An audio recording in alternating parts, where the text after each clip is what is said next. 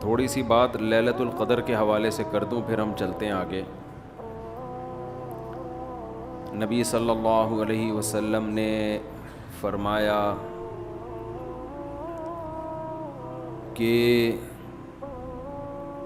لیلۃ القدر میں یہ دعا زیادہ پڑھا کرو، اللہم انک عفو تحب العفو فاعف عنا۔ اے اللہ تو معافی کو پسند کرتا ہے، سراپا معافی ہے، بس تو ہمیں معاف کر دے۔ قرآن میں 2 جگہ اللہ نے لیلۃ القدر کی فضیلت بیان کی، ایک سورہ دخان میں اور ایک سورہ قدر میں۔ سورہ دخان میں کہا انا انزلناہ فی لیلۃ مبارکہ، ہم نے اس قرآن کو نازل کیا برکت والی رات میں۔ اور سورہ قدر میں ہے انا انزلناہ فی لیلۃ القدر، ہم نے قدر کی رات میں اس کو نازل کیا۔ اور دونوں جگہ قرآن میں ہے تنزل الملائکۃ والروح فیہا من کل امر باذن ربہم من کل امر، کہ فرشتے اس رات میں اللہ کے حکم کو لے کر نازل ہوتے ہیں۔ اور سورہ دخان میں کہا فیہا یفرق کل امر حکیم، ہر حکمت والے فیصلے اس رات میں کیے جاتے ہیں۔ تو یہ سب لیلۃ القدر کے بارے میں ہے، اس کو لوگ شب برات پر لے جاتے ہیں۔ اور قرآن میں ہے خیر من الف شہر، 1000 مہینے سے بہتر ہے۔ تو اس لیے لیلۃ القدر کو تلاش کرنا چاہیے، ہمیں متعین طور پر وہ بتائی نہیں گئی ہے، بتایا گیا تھا نبی صلی اللہ علیہ وسلم کو، لیکن آپ کو بھلا دیا گیا۔ اس میں حکمتیں ہیں، مصلحتیں ہیں۔ بڑی حکمت یہ ہے کہ اگر بتا دی جاتی تو ہم رمضان کے آخری عشرے میں پوری میں عبادت نہ کرتے، پورے سال سوتے رہتے، پورے رمضان سوتے رہتے، اور خاص اس رات کو کچھ اللہ اللہ کر لیتے۔ اور یہ بھی خطرہ تھا بتا دی جاتی تو اس میں گناہ کا عذاب بھی 1000 گنا، سینکڑوں گنا بڑھ جاتا، پھر حجت تمام ہو جاتی، پھر کوئی گناہگار یہ نہیں کہہ سکتا تھا کہ بھائی مجھے کیا پتا تھا آج لیلۃ القدر ہے، تو بڑا عذاب آ سکتا تھا اللہ کا، کوئی اس رات میں گناہ کرتا۔ تو اس لیے اللہ کی حکمت نے اس بات کا تقاضا کیا کہ اس رات کو چھپا دیا جائے۔ اب امکانات ہیں، پہلی بات تو رمضان میں ہوگی، اتنی بات تو تقریباً یقینی ہے۔ دوسری بات رمضان کے آخری عشرے میں ہوگی، یہ بھی تقریباً یقینی ہے۔ اب آخری عشرے میں پھر ہمیں یقینی نہیں بتایا کون سی رات، یہ بتا دیا گیا کہ طاق راتوں میں، یعنی 21ویں رات، 22ویں رات، 23ویں رات، 24ویں، 25ویں، 27ویں اور 29ویں، ان راتوں میں امکان زیادہ ہے۔ اور بعض حضرات کے نزدیک 27ویں میں امکان اور بھی زیادہ ہے، بعض حضرات کا موقف ہے، لیکن یقینی بات نہیں ہے۔ تو طاق راتوں میں یعنی کوشش تو کریں رمضان کے آخری عشرے میں عبادت کریں، ورنہ کم سے کم آخری درجہ کیا ہے کہ رمضان کی طاق راتوں میں خود بھی نماز، تلاوت اور دعا میں دل لگائیں، اور اپنے گھر والوں کو بھی نمازوں اور تلاوت میں لگائیں، دعاؤں کو، بچوں کو بھی لگائیں، اٹھایا کریں رات کو جا کے کہ بیٹا اٹھو، تھوڑا اللہ اللہ کر لو، نماز پڑھ لو، کچھ اللہ سے دعائیں مانگ لو۔ دعا کو بہت فوکس کرنا چاہیے، آج کل دعاؤں کو چھوڑ دیا بالکل، حالانکہ سب سے بڑی عبادت ہی دعا ہے۔ دعا میں اللہ اور بندے کا جو کنیکشن ہوتا ہے نا، وہ نماز میں بھی نہیں بنتا، وہ تلاوت میں بھی نہیں بنتا، وہ جو تعلق بنتا ہے نا اللہ اور بندے کا دعا میں، وہ کسی عبادت میں نہیں بنتا۔ تلاوت کا مطلب تو یہ کہ اللہ آپ سے کیا کہہ رہا ہے وہ سن لیں آپ، اس میں تو یہ فائدہ ہوتا ہے، لیکن دعا میں تو آپ اللہ سے تعلق بڑھاتے ہیں نا، آپ اللہ سے مانگتے ہیں۔ تو اس لیے ان راتوں میں خوب گڑ گڑا کے لمبی لمبی دعائیں مانگنے کا معمول بنائیں۔ اعتکاف والے ساتھی بھی بیٹھ جائے کریں اکیلے میں، کہیں کچھ کر لیں، اللہ اللہ سب کچھ مانگ لیں، یہ سوچ کر کہ جو مانگیں گے اللہ ہمیں وہ دے گا۔ جب انسان مانگتا ہے نا، پتہ نہیں ملے گا نہ ملے، تو پھر ملتا نہیں ہے. اللہ کہتا ہے جب تیرا میرے بارے میں یہ نظریہ ہے کہ میں دیتا ہی نہیں ہوں تو پھر مانگتا رہے بیٹھ کے, میں نہیں دوں گا. اللہ میں استغنا بہت ہے. اللہ کا معاملہ یہ ہے کہ اللہ میں استغنا بہت ہے. اللہ کے سامنے جھکو گے تو وہ چپڑ پھاڑ کے دے گا, تھوڑی سی بھی اکڑ دکھاؤ گے تو پھر اللہ کا کچھ نہیں بگاڑ سکتے, پھر خود ہی رلتے رہو گے, ساری زندگی برباد ہوتے رہو گے. جیسے نبی صلی اللہ علیہ وسلم نے ایک بوڑھے کو بخار میں دیکھا, فرمایا کہ طہور, یہ بخار تمہارے گناہوں کو معاف کرے گا, خیر برکت کا ذریعہ ہے. وہ بیچارہ کہیں غصے میں تھا, اس نے کہا یہ ایک بڈھے کو تنگ کرنے کے لیے آیا ہے. آپ نے فرمایا اب ایسا ہی ہوگا, یہ گناہوں کی معافی کا ذریعہ اب نہیں بنے گا. تو دعا میں مانگیں یہ سوچ کر کے یقینی طور پر اللہ میری دعا کو قبول کرے گا, اور بار بار مانگتے رہیں. مانگیں کیا, یہ بڑی پرابلم ہے, یہ بڑا مسلمان کے ساتھ مسئلہ ہے. بھائی بڑی بڑی چیزیں مانگیں اللہ تعالیٰ سے. سب سے بنیادی ضرورت ہماری کیا ہے؟ فمن زحزح عن النار وادخل الجنۃ فقد فاز, جسے جہنم کی آگ سے بچا لیا گیا اور جنت میں داخل کر دیا گیا, وہ ہے اصل کامیاب.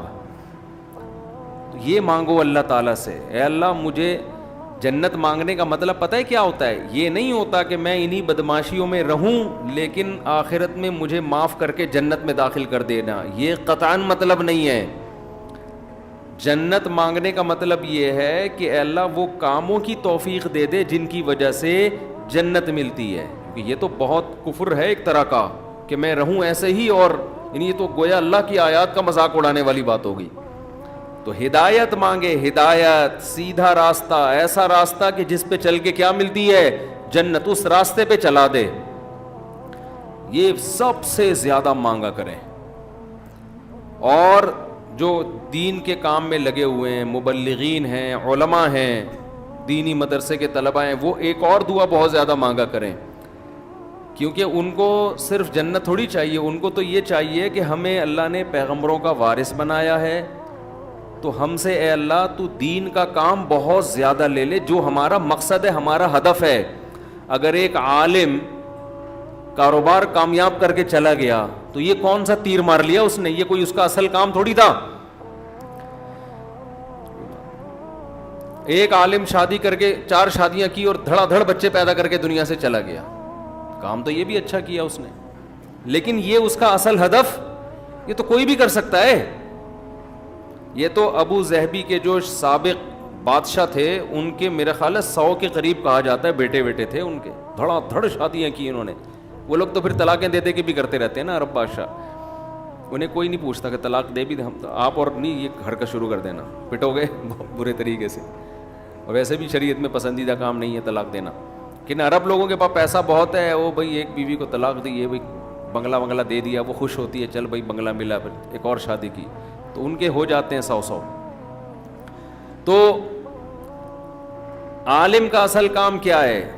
اللہ اس سے دین کا کام لے لے. جیسے پیغمبروں کو دنیا میں بھیجا گیا دین کی خدمت کے لیے, وہ اگر وہی نہ کریں تو پھر ان کا مقام اور مرتبہ ہے, ظاہر ہے ان کا مقام کس لیے؟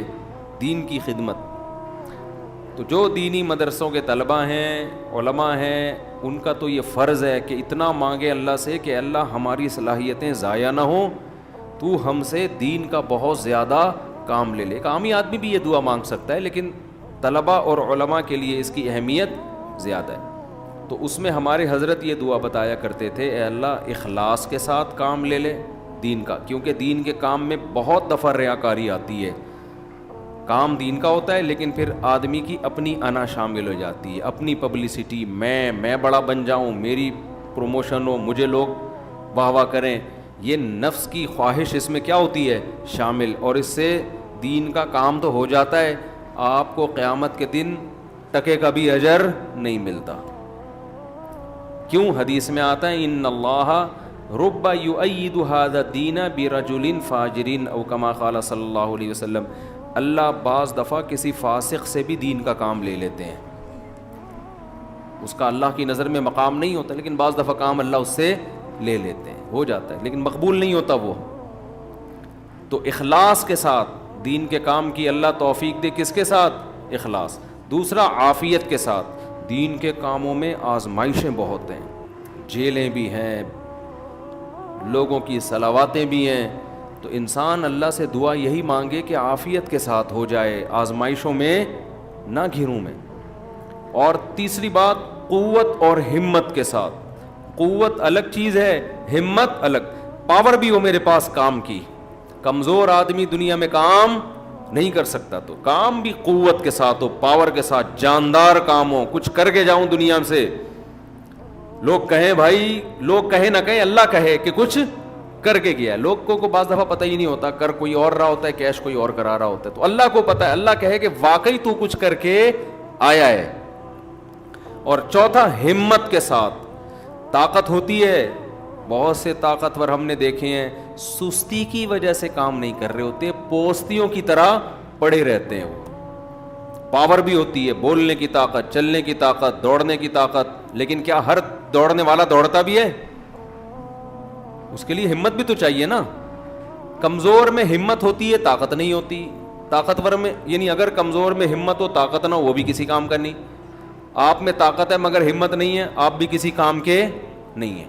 تو ہمت کے ساتھ، تو یہ 4 الفاظ کے ساتھ دعا مانگا کریں، اے اللہ دین کی خوب خوب خدمت لے لے، اخلاص کے ساتھ، عافیت کے ساتھ، قوت اور ہمت کے ساتھ، اتنی خدمت کہ میں دین کے کاموں میں کسی سے پیچھے نہ رہوں، کیونکہ مقابلہ کمپٹیشن ہے۔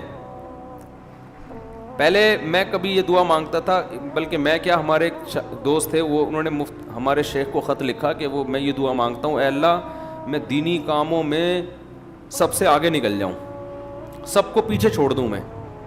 تو حضرت نے فرمایا یہ سب کو پیچھے چھوڑنے والی دعا ٹھیک نہیں ہے، وہ کہیں گے ہمیں کیوں دعا میں ہرا رہا ہے، تو اپنے لیے مانگنا۔ یہ ایسا ہی ہے جیسے آپ کہہ رہے ہو اللہ مجھے اتنا پیسہ دے کہ وسیم سے زیادہ دے دے مجھے، وسیم مجھ سے پیچھے رہ جائے، تو وسیم کہے گا تو اللہ سے جتنا پیسہ مانگ، مجھے کیوں پیچھے کر رہا ہے اپنے، میں نے تیرا کیا بگاڑا ہے بھائی۔ تو حضرت نے دعا کے الفاظ چینج کروائے، ان سے کہا یوں نہ مانگا کرو کہ میں سب کو پیچھے چھوڑ دوں، بلکہ یوں دعا مانگو میں کسی سے پیچھے نہ رہوں، مجھے اپنے آگے نکلنے کی فکر ہے، دوسروں کو پیچھے چھوڑنے کی نہیں ہے۔ تھوڑی سی ورڈنگ صحیح کر لو اپنی۔ تو یہ 2 دعائیں بہت مانگا کریں، اپنی اولادوں کے لیے مانگ لیں، مجھے ایسی اولاد دے دے جو نیک اور صالح ہو، دین کی خدمت کرے۔ اللہ کی نظر میں دیکھو، آپ کی اولاد مالدار ہے نا، آپ تو خوش ہوتے ہو میرا بچہ کتنا بڑا بنگلہ، اللہ کی نظر میں اس کی ویلیو 2 ٹکے کی بھی نہیں ہے۔ اگر اللہ کی نظر میں ان پیسوں کی، گاڑی بنگلے کی کوئی 2 ٹکے کی حیثیت ہوتی نا، تو موسیٰ کلیم اللہ کو اللہ سب سے زیادہ مال دیتا، سب سے زیادہ مال۔ اور فرعون تانے کیا دیتا تھا حضرت موسیٰ کو، مسکین، اس کے ہاتھ میں سونے کے کنگن نہیں ہیں، میرے ہاتھ میں سونے کے کنگن، میرے پاس باغات جن کے نیچے نہریں بہتی ہیں، موسیٰ کے پاس کچھ بھی نہیں ہے، مسکین۔ آپ اپنی اولاد کو چاہتے ہو کروڑ پتی بن جائے، دولت مند بن جائے، یہ بھائی مسافر خان ہے، لعنت بھیجو یار، بن جائے تو ٹھیک ہے، میں نہیں کہہ رہا ان کو غریب لاوارث چھوڑ کے جاؤ، فوکس کس کو کرو بھائی، نیک بن جائے، دیندار بن جائے، پرہیزگار بن جائے۔ اگر پرہیزگار بن گئی نا، اللہ پہ اعتماد اور تعلق ہو گیا، سوکھے ٹکڑوں میں بھی آپ کی اولاد خوش رہے گی۔ اور اگر پرہیزگار نہیں بنی تو میں نے کروڑ پتی باپ کو دیکھا ہے جس نے کروڑوں روپے کی جائیدادیں بچوں کے لیے تیار کی، اور وہی بچے باپ کو صبح شام ٹینشن بھی دے رہے ہیں اور خود بھی ڈپریشن کی گولیاں کھا رہے ہیں، وہ دین نہ ہونے کی وجہ سے۔ تو لیلۃ القدر میں کیا دعائیں مانگنی ہے؟ 2 دعاؤں کو فوکس زیادہ کرنا ہے، ایک ہدایت اپنے لیے بھی، اپنے ماں باپ کے لیے، بیوی اور بچوں کے لیے، اپنے بہن بھائیوں کے لیے، اور ان کی ازواج اور ان کی اولاد، یہ آپ کا فیملی کیا ہو گئی؟ کمپلیٹ۔ یوں دعا مانگے، اے اللہ عافیت والی زندگی دے، سیدھے راستے پہ چلا دے مجھے، میرے والدین کو، والدین میں باپ دادا سب آ گئے، نانا نانی سب آ گئے، میرے والدین کو، میرے بیوی بچوں کو، میرے بہن بھائیوں، ان کی ازواج اور ان کی اولاد کو۔ ازواج میں شوہر اور بیوی دونوں آ گئے ہیں، تو یہ آپ کی فیملی کیا ہو گئی؟ کمپلیٹ۔ تو یہ سب کے لیے دعا کر دی۔ تو چند دعائیں، اب موضوع چل پڑا ہے تو میں بتا دیتا ہوں جو مانگنی چاہیے، کیونکہ ہمارے یہاں دعا ہی نہیں، عجیب طریقے سے دعائیں مانگی جا رہی ہوتی ہیں۔ چند دعائیں بہت ضروری ہیں جو ان لیلۃ القدر میں آپ نے کثرت سے مانگنی ہے۔ ایک دعا سب سے پہلے میں نے بتایا کیا مانگنی ہے؟ ہدایت، بلکہ اس سے بھی پہلے اپنے گناہوں کی مغفرت، کیونکہ گناہ دعا کی قبولیت میں آڑ بنتے ہیں۔ اللہ کہتے ہیں تو میری تو کچھ بھی نہیں مانتا اور اپنی مجھ سے منوا رہا ہے، میں جب تجھے آزمائش میں ڈالتا ہوں تو کچھ بھی نہیں کرتا۔ تو پہلے اللہ سے معذرت کریں، معافی مانگے، جو میرے گناہ ہو چکے معافی چاہتا ہوں، میں اقرار کرتا ہوں میں غلط ہوں، تو میرے گناہوں کو کیا کر دے؟ معاف۔ یہ بار بار مانگے اللہ سے، یہی ہے انک عفو تحب العفو فاعف عنا، اور دل میں نیت کریں اللہ میں تجھ سے وعدہ کرتا ہوں آئندہ میں گناہ نہیں کروں گا۔ شیطان ایسے موقع پہ کہے گا ہبے تو کر لے گا، تو کیوں جھوٹے وعدے کر رہا ہے؟ تو شیطان کو بولیں تو اور میں جانوں اللہ جانے تجھے کباب میں ہڈی بن کے تجھے کیا تکلیف ہو رہی ہے۔ یہ شیطان نا ایسے موقع پہ یہ کرواتا ہے تاکہ منہ سے بات بھی اچھی نہ نکالو آپ۔ شیطان آئے گا اور کہے گا کہ بھائی تو دعائیں مانگ رہا ہے کہ تو میں دوبارہ نہیں کروں گا، تو نے کرنا تو ہے یہ کام دوبارہ، کیوں اپنے آپ کو دھوکہ دے رہا ہے؟ تو آپ شیطان سے کیا بولو، بھائی میرا معاملہ اللہ کا معاملہ، تیرے کو بیچ میں تکلیف کیا ہو رہی ہے؟ جیسے میں جب شادی کر رہا تھا تو لوگ محلے والے کہہ رہے تھے مفتی صاحب کو کیا ہو گیا، پھر تیسری شادی کر رہے ہیں۔ تو ایک صاحب نے کہا بھائی اپنے خرچے پہ کر رہے ہیں، لڑکی کے ابا راضی ہیں، تو آپ کو تکلیف کیا ہو رہی ہے؟ ان کے گھر والوں کو ہو تو سمجھ میں آتا ہے۔ تو یہی بات شیطان کو سمجھا دیا کریں، صحیح ہے؟ یہ وسوسے ڈالتا ہے شیطان عمل سے روکنے کے لیے۔ تو بھائی جب بعد میں خدا نخواستہ ہو گیا تو دوبارہ توبہ کر لیں گے۔ اب یہ تھوڑی کہ اگر ہونے کا خطرہ ہے تو ہم کوئی اچھا کام ہی نہ کریں، باقی اچھے عمل بھی چھوڑ دیں اس چکر میں کہ ہم سے تو گناہ ہو جاتا ہے تو اب ہم کیا، ہمیں کیا بھائی، ہو جاتا ہے تو جب ہوگا تو دیکھا جائے گا، ابھی تو نہیں ہو رہا نا، ابھی تو جذبہ ہے نہیں کریں گے بس۔ تو پہلے کیا کرنا ہے؟ گناہوں سے توبہ، اس کے بعد ہدایت کی دعا۔ سب سے بڑی ضرورت کیا ہے؟ سیدھے راستے پر چلنے کی توفیق، اس میں اپنے لیے، بیوی بچوں کے لیے، اپنے والدین اور بہن بھائی اور ان کی ازواج اور اولاد، یہ پورا بڑے بڑے رشتے کور ہو گئے اس میں، ٹھیک ہے نا۔ پھر تیسرے نمبر پر دین کی خدمت کی دعا کہ اللہ ہم سے دین کا بہت کام لے لے، کیونکہ علماء کے لیے تو سب سے بڑا کی فضیلت ہی یہی ہے کہ اللہ ان سے دین کی خدمت لے لے۔ وہ دنیا میں کاروبار کے لیے نہیں ہے، شادیوں کے تو ایک ضمنی چیز ہے، اس کے لیے شادیوں کو پروموٹ کرنے کے لیے ضرور ہے کیونکہ وہ بھی دین کا ایک حصہ ہے۔ تبھی ہمارے حضرت مفتی رشید احمد صاحب کہتے تھے علماء کو خود شادیاں نہ کرو، لوگوں کو ترغیب دو۔ لوگ کہتے تھے حضرت جب ترغیب کیسے دیں جب خود نہیں کرے گا؟ خود کرو گے تو دین کے کام کے قابل نہیں رہو گے۔ اتنے جھگڑے ہوں گے نا کہ بس اسی کام کے رہ جاؤ گے اور کسی کام کے نہیں رہو گے۔ تو البتہ یہ